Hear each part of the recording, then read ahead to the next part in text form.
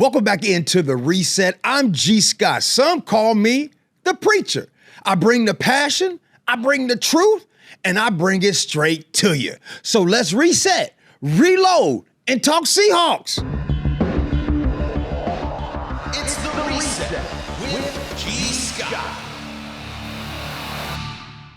Friday night, Chiefs, Seahawks. Yeah, I hear you. It's just preseason. But let me tell you something.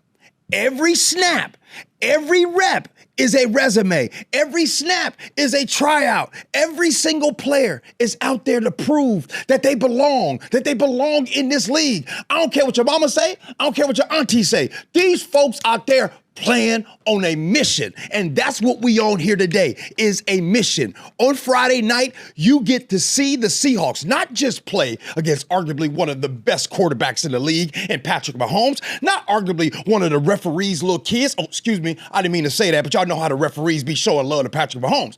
But you are going to see the Seahawks for the first quarter, 2 quarters, the entire game. This is playing against the standard. There's a standard right now in the NFL. Every barbershop, every beauty salon, every place around the world, whenever they talk about the best NFL teams, they talk about the Kansas City Chiefs. So that's what's going to happen on Friday night. On this show today, I'm going to break down 3 storylines that you need to pay attention to for this coming Friday game. Also, Brady Henderson from ESPN that covers the Seahawks, he's going to join me. And also, you got to hear the pulse of the Seahawks in the 12s.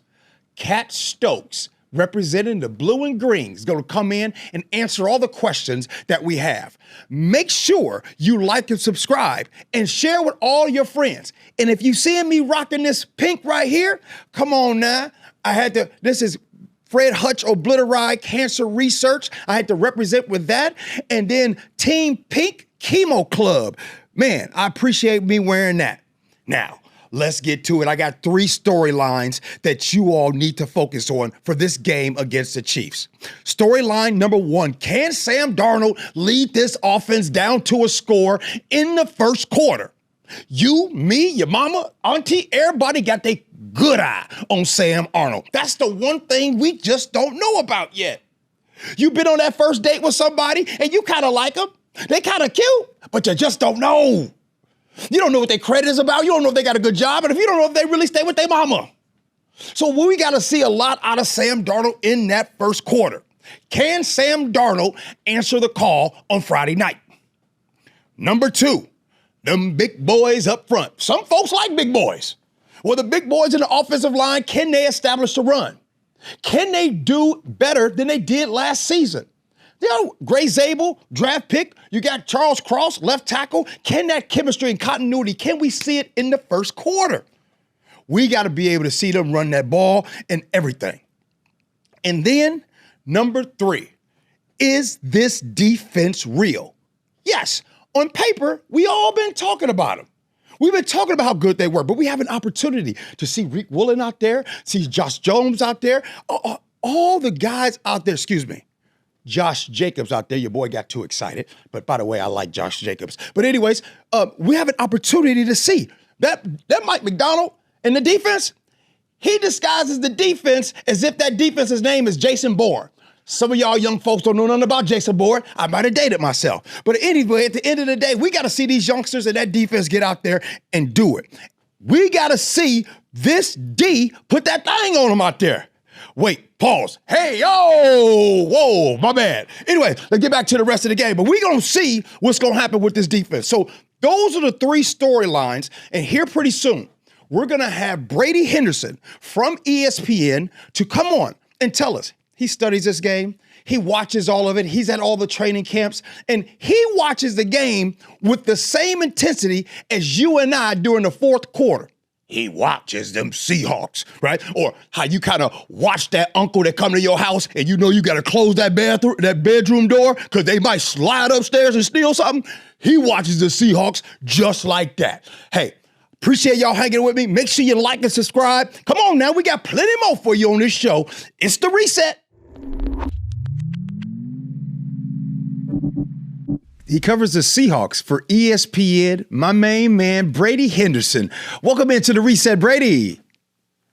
Good to be back, G. Scott, my friend. How you doing? I'm good, brother. I'm good. Let's get right into it. Chiefs, Seahawks, Friday night preseason game number 2.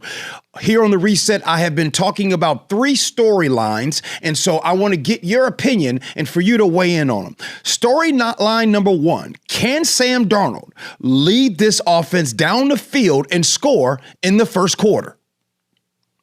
Can they score a touchdown? That might be asking a lot. Can they get a field goal? Yes. I think you're going to see, I'll give you a few things to look out for. One is Clint Kubiak getting Sam Darnold out of the pocket. And we all know one of the big differences between last year's offense and this one is they're going to lean on the run. That's probably going to be the most noticeable difference. You're going to see some other noticeable differences. And among them is the fact that compared to last season, they're going to get the quarterback outside the pocket. For whatever reason, Ryan Grubb really kept Geno Smith back there kind of stationary, even though, as we all know, moving the quarterback around can help take pressure off the offensive line. Ryan Grubb didn't do that. Clint Kubiak will definitely do that. And so you're going to see the quarterbacks make some design throws on the run. So I'm going to predict here, you're going to see a big play with Darnold rolling out to his right. He's going to hit A.J. Barner for a big gain. And A.J. Barner is one guy that if you're not talking about A.J. Barner, you should be, because for all the attention that Elijah Arroyo, their second-round pick, has gotten, and rightfully so because he's looked great, A.J. Barner looks like he is going to be a dude with a capital D for this team. Has Sam Darnold impressed you during training camp? I think Sam Darnold has looked fine. And you know, Darnold is not a guy who is like physically going to wow you a whole lot. I think he's a really talented guy. He moves well, but you know, Geno Smith would make throws that, you would look back at it on film and say, my goodness, how did he attempt that, let alone complete that? I think that Geno Smith might actually be a slightly more talented passer than Sam Darnold. Obviously, the Seahawks had a multitude of reasons for moving on from Geno Smith and pivoting to Darnold. They think he's a better overall quarterback, even though he might not be the same kind of talented passer. So Sam Darnold, he has made some plays. There's no doubt about that. And I think he's going to be a good quarterback for them this year. There are some question marks, but he is not a guy who I think is going to necessarily wow you a whole lot. I think he's a guy who can get the job done with the right pieces around him, with the right offensive line, with the right play caller and system. But he's not a guy who is really going to make your jaw drop a whole lot. Storyline number 2, them big boys up front. Can the O-line hold off Chris Jones and that D-line from the Kansas City Chiefs? Can they run the ball? Can they establish the run? Can they protect the quarterback? Talk about the O-line and what you have seen so far this preseason. Yeah, we'll see what they can do against the Chiefs, because Chris Jones, he's as good as it gets on the interior. They've also got a really good edge guy named George Karlaftis, who just got paid a lot of money. We'll see who exactly ends up playing for the Chiefs. I know Andy Reid typically likes to play his starters, but it sounds like there's a bit of a mystery as to whether or not that will happen Friday night and for how long. But yeah, this offensive line, there certainly are some question marks. I'm not breaking any news there. And the first question mark is who's going to start at center and right guard. I still think it's going to be Anthony Bradford at right guard and Oluwatimi at center. Now, we'll see when Olu gets back from the back injury that's kept him out a week. But assuming he gets back in a reasonable amount of time, I think you're going to see Olu at center and Bradford at right guard. And look, the thing with this offensive line is, yes, they really only made one, I would say, significant personnel upgrade from last season when, drafting Gray Zabel at left guard. I think a big difference is going to come not just from the personnel, that one personnel change, also Abe Lucas coming back, but it's really going to be with Clint Kubiak and the way that his scheme and his play calling style is going to take pressure off of that offensive line. Ryan Grubb did not really run the ball all that much last season. He threw the ball a lot. He did it out of shotgun a lot, and he did it with the quarterback standing in the pocket for much of the time, which, as we all know, you don't have to be like an X's and O's expert to know that that's going to make life really hard on your offensive line. So this Kubiak system, they're obviously going to run the ball. They're going to get under center a lot. And as I mentioned earlier, they're going to get the quarterback on the move to try to make him a moving target for those defensive linemen. So can they get the job done against Chris Jones and the Chiefs? We'll see. I think depending on which of those guys play. I mean, Chris Jones is a load, and Jalen Sundell, who I think is going to start, was still dealing with the back injury. He's more of an athletic guy than he is a powerful guy. So that's going to be a tough matchup for him, as it is.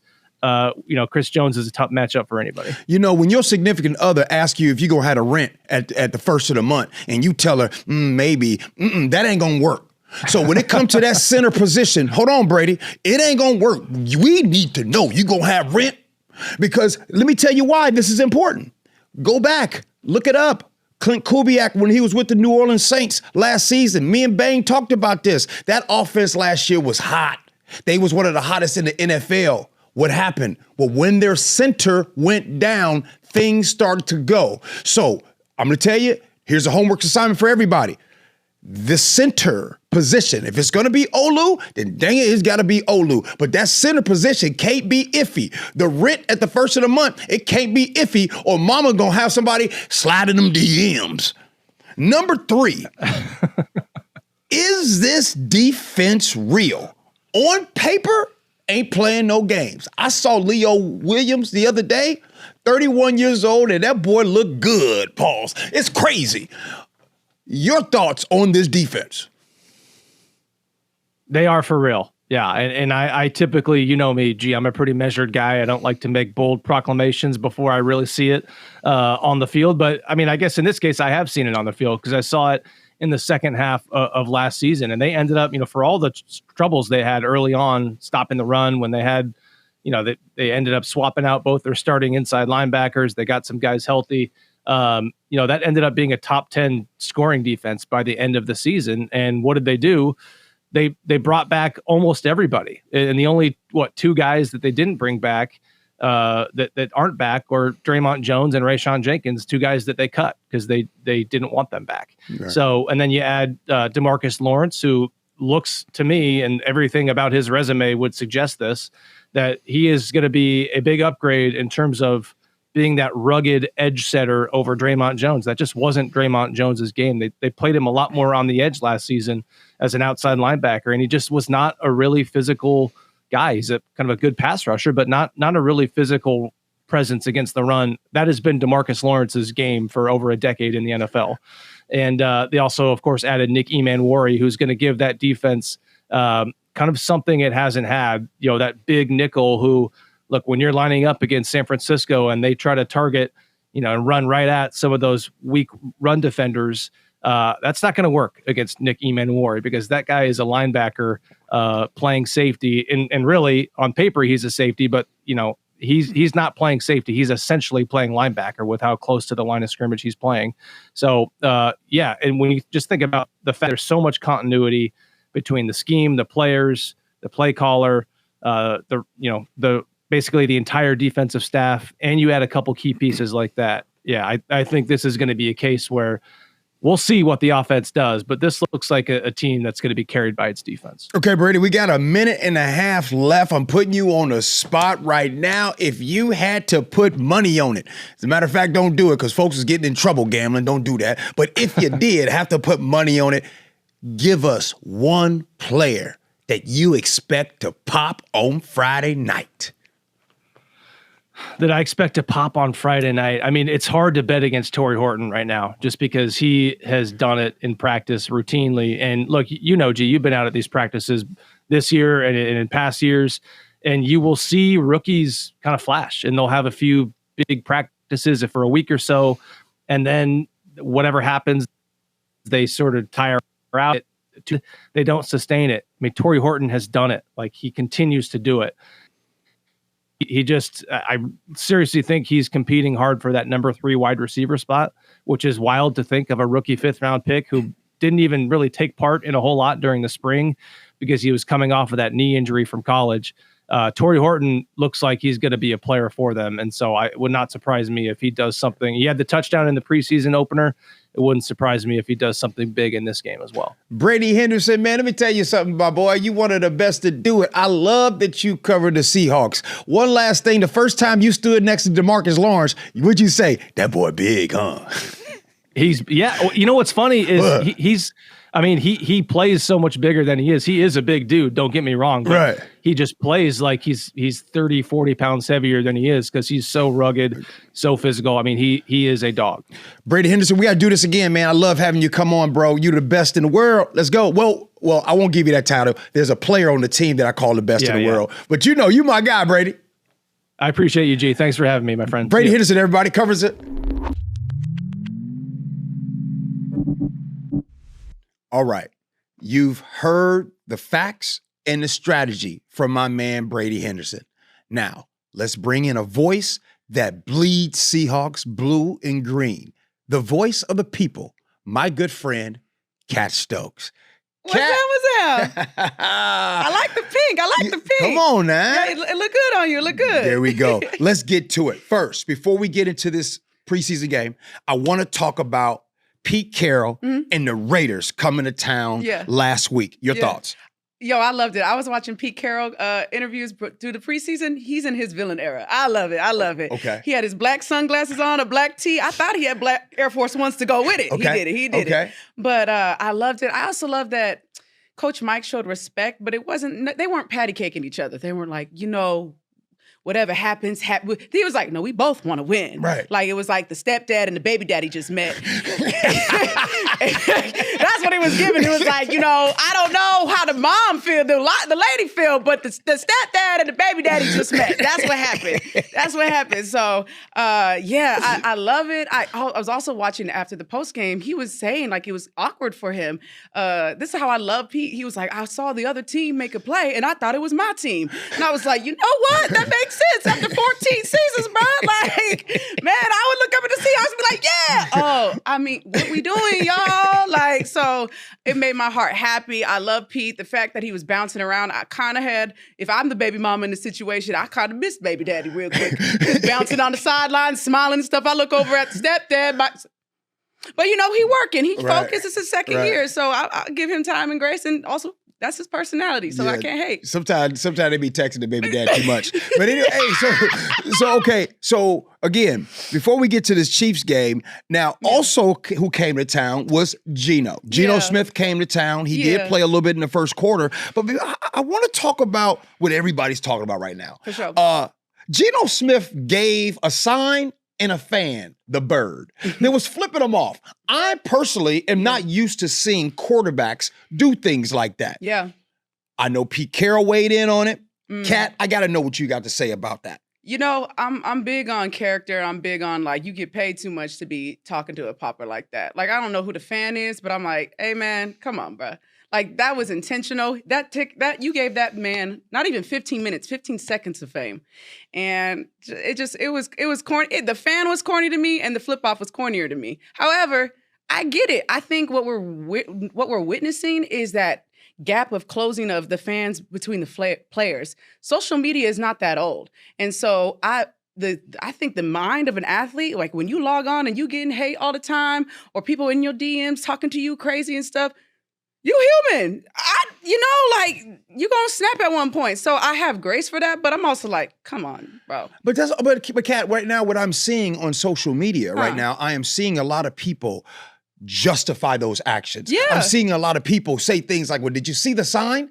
You would have done that too. That was a nasty sign. To which I'm just used to this. The quarterback is the face of the franchise. Yes. The quarterback is the CEO. Now, a wide receiver, a DB, a Richard Sherman, you mad, bro, and all that. Okay, cool. That's cool. But the quarterback is supposed to act a different way. Yeah, but look at our president. Whoa, can I say that? I'm sorry.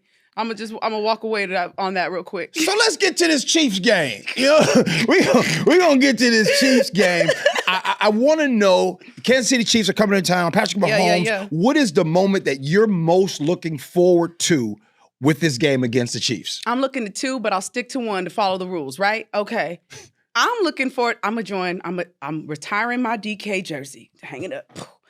I'm ready to join the JSN Greatest in the World fan club. I was at the training camp. Bro was paired up against Reek Woolen. Reek was definitely doing PI because that's what he do. I ain't mad at it though. Just don't get caught in a game. Don't get caught in a game. But Jason caught the catch and everyone was like, ooh. So I'm ready for a type of moment. I'm ready to see all the vets come out and be like, okay, the rookies had their moments. They carved out a space in the team.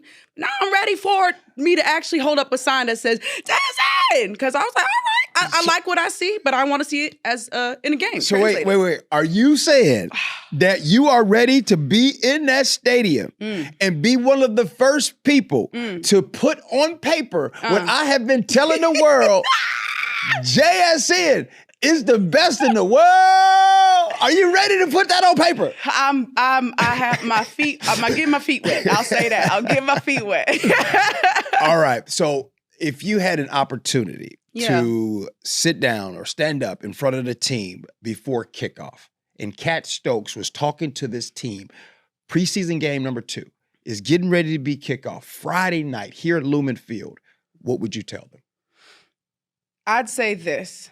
Want to have fun, because anyways, but we all say that. But if I'm coming to you as Cat Stokes, I'm not a football player. I'm not a coach, but I am an entertainer. And I know that this is the sports and entertainment industry. So my recommendation is go out there, find your voice, and not only find it, use your voice. We 12s, we fall in love hard, and we love like deeply. Like we like, oh my God, like I'm sold. Love Sherm forever, love Lynch forever, love Cam forever. Go ahead. But then I talk to sports fans in general who may not be a Seahawks 12, but they have respect for the Seahawks. And the same names that they bring up aren't on this team anymore. That's because they had a voice. That's because their voice was bigger than Lumen Field. They were Seattle. They were the West Coast. They were actually the face of the league in certain points. So my thing is, once you find your voice, use your voice. And that's not just for the players. That's for Coach McDonald. And I see him growing. He's only his second year being a head coach. But use it. If you a dog, be a dog. Don't be a dog on the field. And then when we hear in the interview, you're like, yeah, it was good. Like, we got popcorn after. Like, come on, man. Like, we not paying attention today. Be somebody. Because you are somebody. And have fun. Which new player? Right now, you talk to the people, you talk to all the 12s that's out there. You was at training camp the other day. Which new player right now has the chance to have their jersey worn by everybody, and why? Child, Torrey Horton, he get the award immediately. Immediately, man. I knew he was something when people in the comments were like, nah, we all gonna be talking about Horton at the end of the year. And I was like, we haven't even seen him play yet, y'all. Like, give it a... But they're excited. Then you come out and you ball out your first. No. Like, again, we 12s, we fall in love fast. We fall hard. And, again, my all-time favorite Seahawk is Doug Baldwin. When people are comparing you to Baldwin, I have to start paying attention now. I have to. So we'll see. You know, getting a touchdown your first game, that's money. But we'll see. You still competing, so we'll see. And then Milroe, like people love Jalen, and like he the backup, and I think that's money too. Like if you getting your jersey sold already, you just the backup, yeah, you got it. They do love Jalen. They love Jalen. Boy fast. Boy fast, but also he likable. He is. He likable. Yeah, I ain't gonna lie. He got a little charisma. He got a little, yeah. Hey, I ain't gonna lie to you. He got a nice smile too. hey, look, I can say that, right? Even if I'm wearing pink, I can say the man got a nice smile. He got a nice smile. He remind me of what we 12s fell in love with Geno Smith as. Like when Geno got that second chance and he came back and he was showing his emotion, he was showing his heart. We all fell in love with Geno with that. And that's what Jalen Milroe reminds me of. Hold up. Before you go, what's up? I just noticed you rocking the heck out that 50th season swag. What you mean? Yeah. Shout out to the Cuddy, Devin Witherspoon. I don't even know if he knew it was me, but I got a signed jacket. I kind of fangirled. I just grabbed it and I freaked out and I ran away. So thank you. For sure. You love that dude. I love Devin Witherspoon, man. That's the Cuddy. Man. I had a great time at training camp to see kids just light up and just, I need the signature. I was like, I had kids. I was like, get in front of me. I'm grown. But what I had a problem with, if you are over the age of 25, stealing from kids at training camp for a signature. Speak on it. Meet me in the parking lot. That's all I got to say.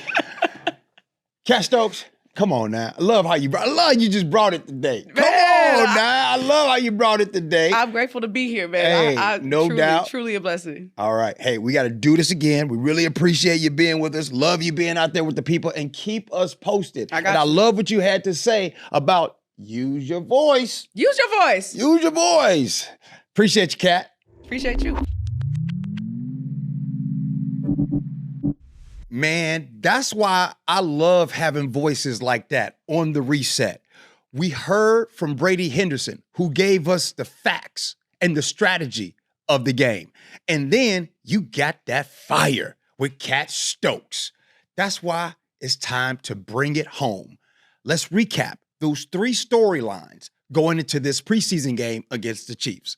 Number 1, can Sam Darnold lead this team to a score in the first quarter? Field goal, touchdown, either way, we want to see Sam Darnold introduce himself to the 12s, to Lumen Field, and to the world, baby, that it's a new sheriff in town. Number 2, them big boys up front. We've been talking about the O-line for too long.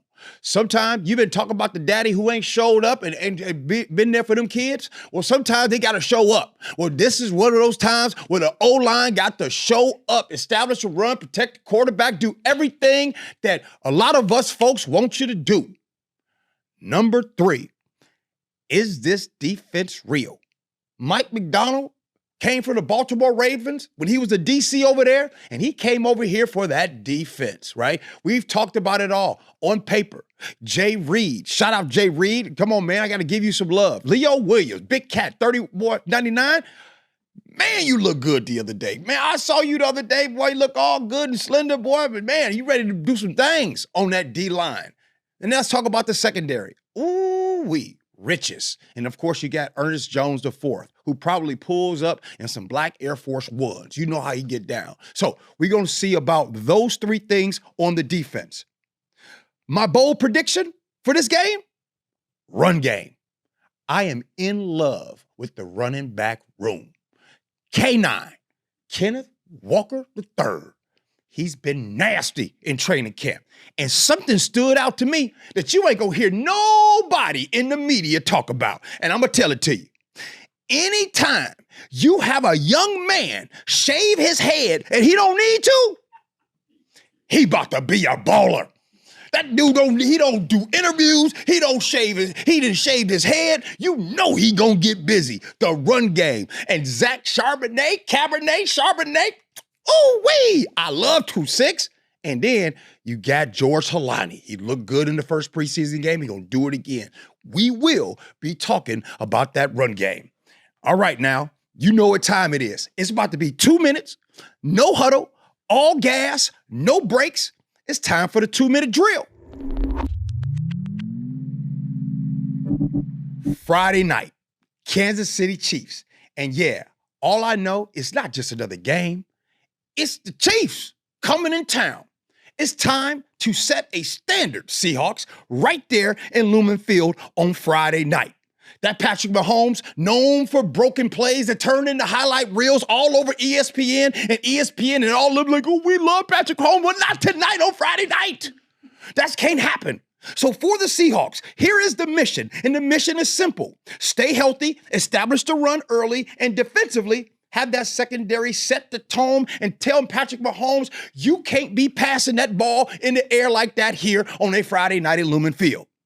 Stay disciplined, stay physical, and of course, remain fearless. Let me tell you something. Friday night, them 12's gonna be turned. I'm gonna be turned in that stadium. It's Friday night. The Seahawks, it is time to make your statement. It's Seahawks football. The time is here. I'm G. Scott. They call me the preacher, reminding you, stay true, stay loud, and never stop believing. Until next time, the sermon is over, but the mission is still here. I want to thank all the guests in the audience that continues to come and hang out with The Reset. Make sure you like, subscribe, tell your auntie, your cousins, and everybody. Share it to the world. We got plenty more coming up this season. This is the 50th season. Oh, don't you worry. We will be honoring all of the players, current and past, that have contributed to making this organization the best organization in the NFL. You want to know why I know? Because you here right now, right? This Seahawks organization, fire. Y'all ain't got to say it's changed my life too, but that's another thing. But anyway, I got to get going. We'll see you next time. And more importantly, I'll see you Friday night. Lumen Field, let's go.